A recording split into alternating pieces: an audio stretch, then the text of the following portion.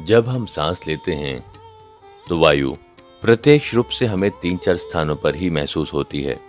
हृदय, कंठ, फेफड़े और पेट। मस्तिष्क में गई हुई वायु का हमें पता नहीं चलता। कान और आंख में गई हुई वायु का भी कम ही पता चलता है। श्वसन तंत्र से भीतर गई हुई वायु अनेकों प्रकार से विभाजित हो जाती है, जो अलग अलग क्षेत्र में जाकर अपना कार्य करके पुनः बिना रूप में बाहर निकल आती है। ये सब इतनी जल्दी होता है, हमें इसका पता ही नहीं चल पाता। हम बस इतना जानते हैं कि ऑक्सीजन भीतर गई और कार्बन डाइऑक्साइड बाहर निकल आई, लेकिन वे भीतर में क्या क्या सही और क्या क्या गलत करके आ जाती है, इसका कम ही ज्ञान हो पाता है। यदि हम गहरी सांस लेते हैं तो तेज प्रवाह से शरीर के अंदर के बैक्टीरिया नष्ट होने लगते हैं। कोशिकाओं की रोगों से लड़ने की क्षमता बढ़ जाती है। बोन मैरो में नए रक्त का निर्माण होने लगता है। आंतों में जमा मल विसर्जित होने लगता है। मस्तिष्क की जागरूकता लौट आती है, जिससे स्मरण शक्ति दुरुस्त हो जाती है। न्यूरॉन की सक्रियता से सोचने समझने की क्षमता पुनः जिंदा हो जाती है। फेफड़ों में भरी हुई हवा से आत्मविश्वास लौट आता है। सोचें, जब जंगल में हवा का एक तेज झोंका आता है तो जंगल का रोम रोम जागृत होकर सजग हो जाता है। सिर्फ एक झोंका, कपालभाति और भस्त्रिका प्राणायाम तेज हवा के अनोखे झोंकों जैसे हैं। बहुत कम लोगों में क्षमता होती है आंधी लाने की।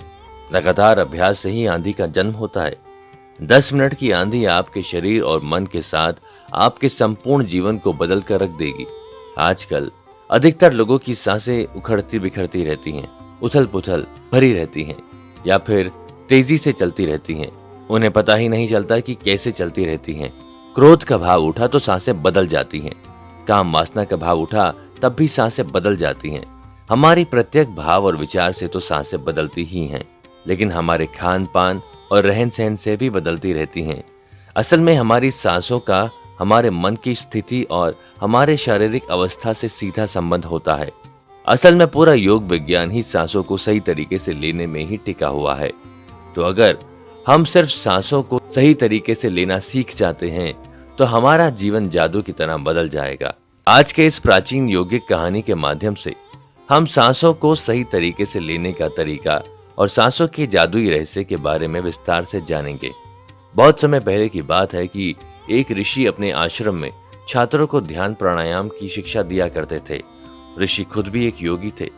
उन्होंने अपने कई वर्ष हिमालय की गुफाओं में साधना करते वक्त बिताए, जहां उन्होंने बहुत से सूक्ष्म मानवीय आयामों को गहराई से समझा और अब वह अपने इसी अनुभव और ज्ञान को शिष्यों के माध्यम से जन समूह में पहुंचाना चाहते थे। एक दिन रात्रि भोजन के पश्चात उनके आश्रम का सबसे बुद्धिमान और होनहार छात्र उनके पास आता है। छात्र के चेहरे को देखकर गुरु समझ गए कि उसके मन में कुछ प्रश्न उठ रहे हैं। गुरु के नजदीक आते ही छात्र ने उन्हें प्रणाम किया और कहा, गुरुदेव, मैं आपसे कुछ प्रश्न पूछना चाहता हूँ।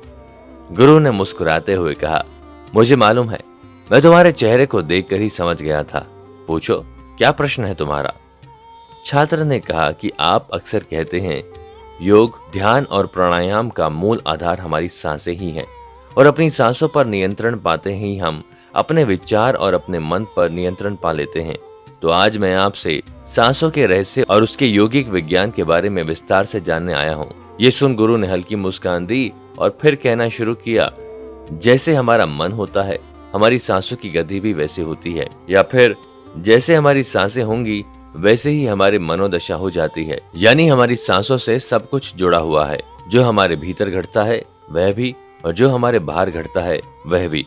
हमारे जीवन में घटने वाली हर एक घटना हमारी सांसों से गहरा संबंध रखती है। मतलब कि हम अपनी सांसों की गति पर नियंत्रण करके अपने मन और विचारों पर नियंत्रण कर सकते हैं। अगर तुम किसी सच्चे योगी या साधक को ध्यान से देखो तो तुम्हें उसके चेहरे पर एक गजब का ठहराव दिखेगा। एक सच्चा योगी बुरी से बुरी परिस्थिति में भी खुद को स्थिर और शांत रख सकता है। एक योगी अपनी भावनाओं को नहीं दबाता, बल्कि वह अपनी सांसों पर नियंत्रण हासिल करता है और सांसों को नियंत्रित करके वह अपने मन पर नियंत्रण पा लेता है। और जिस व्यक्ति का मन उसके नियंत्रण में है, उसके पास उसकी सभी समस्याओं का समाधान है। गुरु ने छात्र की तरफ इशारा करते हुए कहा, तुमने कुछ योगियों के बारे में सुना होगा कि वह 150, 200 या 300 साल तक भी जी जाते हैं। तो वह आखिर इतने लंबे समय तक खुद को जीवित कैसे रख पाते हैं? असल में उनका नियंत्रण उनकी सांसों पे होता है, जिसे प्राण ऊर्जा भी कहते हैं। प्राण ऊर्जा हमारे चारों तरफ है। इसे कितनी मात्रा में लेना है और छोड़ना है, ये एक योगी अच्छी तरह से जानता है और वह इस काम पर बहुत हद तक महारत हासिल कर लेता है। इसलिए वह इस प्राण ऊर्जा का उपयोग अपनी जरूरत के हिसाब से कर सकता है और खुद को दीर्घायु बना सकता है। अगर तुम अपने शरीर को स्वस्थ रखना चाहते हो, सामान्य से अधिक क्षमता चाहते हो, तेज बुद्धि चाहते हो, तो तुम्हें अपनी सांसों को समझना होगा, उन्हें नियंत्रित करना होगा और उन्हें नियंत्रित करते ही तुम्हारे जीवन में सब कुछ व्यवस्थित हो जाएगा। असल में डर, चिंता और परेशानी जैसी कोई चीज नहीं होती। ये तो सिर्फ हमारे मन और भावनाओं की उपज है और हमारे मन या भावनाओं को केवल एक ही चीज नियंत्रित कर सकती है और वह हमारी सांसें। हमारे अंदर का क्रोध, चिंता, जलन, खुशी, अहंकार, बदला लेने की भावना, सब कुछ हमारी सांसों के हिसाब से चलता है। अगर हमारी सांसों पर हमारा नियंत्रण है तो ये सभी विकार भी हमारे नियंत्रण में हो जाते हैं। अगर तुमने कभी किसी बच्चे को सोते हुए देखा हो तो तुमने अनुभव किया होगा कि जब वह बच्चा सांस अंदर लेता है, उसका पेट फूलता है और जब सांस छोड़ता है तो पेट पिचक जाता है। यानी कि एक बच्चा अपने पेट अपनी नाभि से सांस लेता है, जो कि सांस लेने का सबसे प्राकृतिक और सही तरीका है। अपने इस गहरी और लंबी सांस की वजह से बच्चे का मन उत्साहित और हल्का रहता है। उसका शरीर ज्यादा प्राकृतिक तरीके से काम करता है। तुमने देखा होगा, बच्चा अपने मन में किसी भी बात को ज्यादा लंबे समय तक नहीं रखता और ना ही वह किसी से ज्यादा लंबे समय तक गुस्सा रह सकता है। अगर उसे किसी गलती पर डांट या मार भी दिया जाए तो वह कुछ समय बाद उसे भी भूलकर अपने खेल में मग्न हो जाता है। बच्चा इतना सरल इसलिए हो पाता है क्योंकि उसकी सांसें प्राकृतिक रूप से चलती हैं, यानी नाभि से। बच्चे के शरीर को विकास चाहिए, विकास के लिए ज्यादा ऊर्जा और ज्यादा ऊर्जा के लिए ज्यादा लंबी सांसें। इसलिए प्रकृति ने उसे ज्यादा लंबी सांसें दी हैं। हालांकि ये लंबी सांसें हर मनुष्य को दी गई हैं, लेकिन इंसान ने अपने जीवन में कुछ प्राकृतिक परिवर्तन कर सांसों को छोटा कर लिया है। वह पेट की बजाय अपने सीने से सांसों को लेता है। हम जितनी छोटी सांसें लेंगे, इतनी चिंता और बकवास से भरे रहेंगे। हमारी सांसें जितनी लंबी और गहरी होंगी, हम उतने ही खुश और शांत रहेंगे। गुरु ने आगे कहा, एक व्यक्ति 1 मिनट में 14 से 15 सांसें लेता है। सांस का सीधा संबंध हमारी मन की स्थिति और हमारे शारीरिक कंपनों से है। अगर 1 मिनट में ली जाने वाली सांसों की संख्या 11 से नीचे आ जाए तो हम अपनी आसपास होने वाली कई कंपनों को समझना शुरू कर देंगे, यानी जानवरों की आवाजें हमारे लिए स्पष्ट हो जाएंगी। तुमने सुना होगा, शेर और बाघ जैसे खूंखार जानवर भी कुछ योगियों के सामने आते ही पालतू बिल्ली की तरह व्यवहार करने लगते हैं।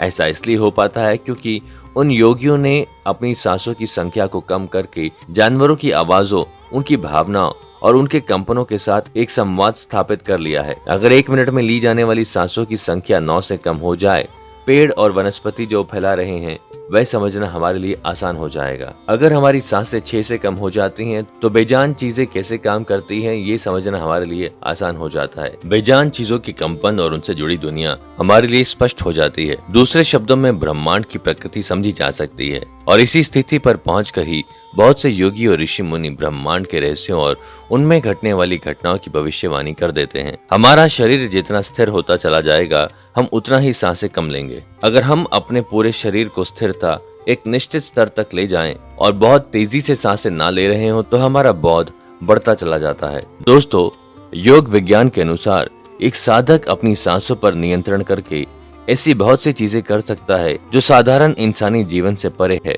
योगिक परंपरा में तो ये भी कहा जाता है कि अपनी सांसों को घंटों तक रोककर व्यक्ति एकदम ही नए मानवीय आयामों का अनुभव कर सकता है।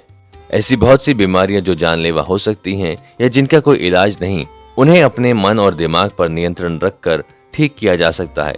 अपनी सांसों पर नियंत्रण करके व्यक्ति एक ऐसी मानसिक स्थिति तक पहुंच सकता है जहां जीवन में आने वाले उतार चढ़ाव उसे परेशान नहीं कर सकते। कुछ लोगों को ये सब बातें बस एक कहानी लग सकती है, क्योंकि आमतौर पर लोग ऐसा नहीं करते और कोई भी चीज जिस पर उन्हें यकीन नहीं होता उसे अंधविश्वास कहकर नकार देते हैं। लेकिन पुरानी योगिक परंपराओं का पालन करने वाले लोग ऐसी बातों का दावा करते हैं। उन लोगों में से एक है स्वामी रामा। स्वामी रामा हिमालय की गुफाओं में रहा करते थे। उन्होंने बचपन से ही योग के सीक्रेट्स को प्रैक्टिस किया था। 1970 में स्वामी रामा एक अमेरिकन रिसर्च लेबोरेटरी में गए। अपनी सांसों पर नियंत्रण करके उन्होंने अपने दिमाग और मन पर इतनी निपुणता हासिल कर ली थी कि वो जब चाहें, जितने समय के लिए चाहें, अपनी सांस, ब्रेन वेव्स, हृदय की धड़कन और शरीर में बहने वाले खून को भी रोक देते थे। लेबोरेटरी में मौजूद डॉक्टर ने स्वामी रामा के शरीर पर रिसर्च की और उन्हें मृत घोषित कर दिया। लेकिन इस अवस्था में भी स्वामी रामा सब कुछ महसूस कर सकते थे और सुन सकते थे। ये देखकर वहां मौजूद रिसर्चर्स की टीम दंग रह गई। साथ ही स्वामी रामा अपने शरीर में अपनी मर्जी से ट्यूमर की ग्रोथ को घटा और बढ़ा सकते थे। थोड़ी देर पहले तक रिसर्चर की जिस टीम को हिमालयन योगी के सारे दावे अंधविश्वास और पाखंड से भरे हुए लगते थे, अचानक से उन्हें इनर साइंस प्रतीक होने लगे थे। एक भीतरी विज्ञान जो साधारण मनुष्य की कल्पना से भी परे है। सांसों को ध्यानपूर्वक लेना ये एक प्राचीन योगिक टेक्निक है। एक योगी जिसने अपनी सांसों पर नियंत्रण हासिल कर लिया है, वो जब चाहे अपनी सांसों को रोक सकता है। स्वामी रामा के अनुसार अगर आप अपनी सांसों को समझ गए तो आपके शरीर में होने वाली जो बीमारियां जिनका इलाज आज मेडिकल साइंस के पास भी नहीं है, सांसों के माध्यम से उन्हें भी ठीक किया जा सकता है। सांस के पूर्ण रहस्यों को समझने के लिए बाद में स्वामी रामा ने अपने कुछ साथियों के साथ मिलकर एक किताब भी लिखी है जिसका नाम है साइंस ऑफ ब्रेथ। इस बुक समरी में आपको योगिक और साइंटिफिक दोनों तरीकों से सांस के विज्ञान को समझने का प्रयास किया गया है। गुरु ने आगे कहा, जब सांसें विचलित होती हैं तो मन भी अस्थिर हो जाता है, लेकिन जब सांसें शांत होती हैं तो मन भी शांत हो जाता है और योगी दीर्घायु हो जाता है। इसलिए हमें अपनी सांसों पर नियंत्रण करना सीखना चाहिए। गुरु ने शिष्य की आंखों में देखते हुए कहा, तुम्हें क्या लगता है, तुम जितनी लंबी सांस अंदर लेते हो उतनी ही लंबी सांसें बाहर भी निकालते हो? नहीं। सामान्य स्थिति में जो सांस हम अंदर लेते हैं उसकी लंबाई 10 अंगुल होती है और बाहर निकालते समय उसी सांसों की लंबाई 12 अंगुल हो जाती है। यहाँ 1 अंगुल का मतलब 1 अंगुल की मोटाई से है। हमारी रोजमर्रा की जिंदगी में कुछ काम ऐसे होते हैं जिन्हें करते समय जितनी लंबी सांस अंदर जाती है उससे कई गुना लंबी सांस बाहर निकल जाती है। भोजन करते समय बाहर निकलने वाली सांस की लंबाई 16 से 17 अंगुल होती है। तेज चलते समय उनकी लंबाई 22 से 24 अंगुल हो जाती है। दौड़ते समय सांसों की लंबाई 45 से 50 अंगुल हो जाती है। संभोग करते समय 55 से 60 अंगुल, सोते समय नींद में निकलने वाली सांसों की लंबाई 60 से 70 अंगुल हो जाती है। इसलिए हमारे शास्त्रों में काम और क्रोध पर नियंत्रण रखने की बात कही गई है, क्योंकि ये हमारी प्राण शक्ति को क्षीण करते हैं। सांस को इंसान की प्राण शक्ति भी कहा जाता है। जब एक 200 वर्षीय व्यक्ति से उनकी लंबी उम्र का राज पूछा गया तो उन्होंने 2 ही चीजें बताई। पहला, नाभि तक भरकर पूरी सांस लें और दूसरा, रीढ़ की हड्डी को हमेशा सीधा रखें। साधारण सी लगने वाली ये दोनों बातें योग और प्राणायाम की दृष्टि से बहुत महत्वपूर्ण हैं। असल में शरीर के अंदर जाने वाली सांस की लंबाई कम और बाहर निकलने वाली सांस की लंबाई ज्यादा होती है। यदि किसी तरीके से बाहर निकलने वाली प्राणवायु को कम कर दिया जाए तो लंबी उम्र को प्राप्त किया जा सकता है। स्वास्थ्यार्थ के अनुसार यदि बाहर निकलने वाली प्राणवायु 1 अंगुल कम हो जाए तो व्यक्ति निष्कम हो जाता है, यानी उसके अंदर की काम वासना खत्म होने लगती है। 2 अंगुल कम होने से आनंद की प्राप्ति होती है। 3 अंगुल खत्म होने से लेखन शक्ति बढ़ती है। 4 अंगुल कम होने से वाक सिद्धि प्राप्त हो जाती है। 5 अंगुल कम होने से व्यक्ति को दूर दृष्टि प्राप्त हो जाती है। 6 से 7 अंगुल कम होने से साधक के अंदर अति तीव्र गति से चलने की शक्ति आ जाती है। वह कुछ ही पलों में एक स्थान से दूसरे स्थान पर पहुंच सकता है। 8 अंगुल कम होने से साधक को 8 सिद्धियां प्राप्त हो जाती हैं। पवन पुत्र हनुमान जी को अष्ट सिद्धि नवनिधि के दाता इसलिए कहा जाता था क्योंकि उन्होंने 8 सिद्धियों को प्राप्त कर रखा था। ये 8 सिद्धियां हर इंसान में होती हैं, बस जरूरत है उन्हें जागृत करने की। बाहर निकलने वाली सांस की लंबाई 12 अंगुल कम होने पर योगी को इच्छा मृत्यु प्राप्त हो जाती है। फिर वो चाहे जब तक अपने आप को जीवित रख सकता है, लेकिन ये सोई हुई शक्तियां केवल तभी जागृत होंगी जब मन में इन्हें जागृत करने की तीव्र अभिलाषा होगी, और मन का स्थूल रूप सांस है। इसलिए सबसे पहले सांसों पर नियंत्रण रखना पड़ता है। भगवान शिव पार्वती को बताते हैं, रात में ईड़ा और दिन में पिंगला नाड़ी को रोकने में जो सफल हो जाता है वही असल में सच्चा योगी है। गुरु ने आगे कहा, अगर तुम अपनी सांसों को नियंत्रित कर लेते हो तो तुम बहुत सी चीजों को समझ सकते हो, फिर चाहे वह प्राकृतिक हो या अप्राकृतिक। हमारी सांसों से हमारा पूरा तंत्र नियंत्रित होता है, शारीरिक और मानसिक दोनों। हम अपनी सांसें धीरे करके भाग नहीं सकते। भागते समय हमारी सांसें तेज हो जाती हैं, क्योंकि हमारी सांसें हमारे शरीर को एक अज्ञात ऊर्जा देती हैं। जब हम अपने शरीर से सामान्य से अधिक काम लेते हैं तो हमें ज्यादा ऊर्जा की जरूरत पड़ती है और उस ऊर्जा की पूर्ति के लिए हमारी सांसें तेज हो जाती हैं। दूसरा, हम अपनी सांसों को धीमा करके क्रोध नहीं कर सकते। जब हमें क्रोध आता है तो हमारी सांसें छोटी और सामान्य से अधिक चलने लगती हैं, क्योंकि हमारे भीतर जो क्रोध उठ रहा है वो भी हमारी ऊर्जा को खर्च करता है। एक कामुक व्यक्ति जो अपनी काम वासना के वशीभूत हो चुका है, जैसे जैसे उसकी काम वासना तेज होती जाएगी वैसे वैसे उसकी सांसें भी तेज होती जाएंगी। यानी कि कोई भी व्यक्ति अपनी सांसों को धीमा करके काम वासना में नहीं उतर सकता। जिन योगियों ने कामसूत्र लिखा या काम वासना को समझा, उन्होंने जान लिया था कि काम वासना को कैसे नियंत्रित किया जा सकता है या कैसे ब्रह्मचारी में उतरा जा सकता है। तो असल में हमारी सांसों की गहराई और उसकी गति से हमारे पूरे शारीरिक और मानसिक तंत्र पर प्रभाव पड़ता है, जिसमें से हम कुछ बाहरी रूप से देख सकते हैं, जैसे मनुष्य का खुश होना, गुस्सा करना या भागते समय सांस का फूलना।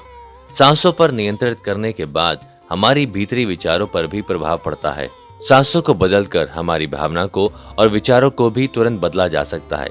इतना कहकर गुरु कुछ देर के लिए मौन हो गए। फिर उन्होंने कहना शुरू किया, मनुष्य के भीतर की सभी प्रतिभाएं उसकी शक्ति बिंदु यानी उसके 7 चक्रों में छिपी होती है।